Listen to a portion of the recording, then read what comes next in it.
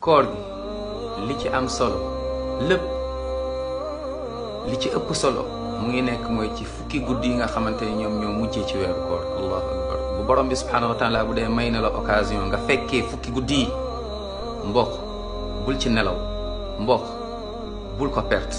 subhanallah, fukki guddi yi ci la laylatul qadr nekk. bu jotaan yonente bi sallallahu alayhi wa sallam da daan takku ba dëgër yee ay soxnaam yee njabootam, même soxna yi dañ daan jóg. allahu akbar. saxaaba yi radiyallahu anhum la même chose. kon bul ko rate, loo sàggan fukki yi moom bul ko rate. 83 ans d'adoration, 1000 mois ku ci jaamu yàlla yow mi tombeek laylatul qadr ci guddi yi yaa ko ëppale ca yàlla. subhanallah, bul ne damay xaar 21e 23e nuit guddi gu déedéet, jëlal fukki yëpp. t'imagines peut-être bii mooy sa mujj koor.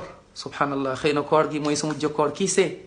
la ilaha illallah. t'imagines 1000 mois, junni weer, subhanallah, juróom-ñett fukki at ak ñett ci tiyaaba, 83 ans d'adoration nga fekk ko sa biir bàmmeel. t'imagines leer boobu, t'imagines diisaay boobu ñu tegal la ko sa balance jëf ju baax. t'imagines loolu accompagné la. allahu akbar. al mahrum man xurima. ku perte dëgg mooy koo xam ne ratte na guddi yi hadihi layali. kon jógal te bul fàtte allahumma innaka afuwun tuhibbul afwa fa'fu anni.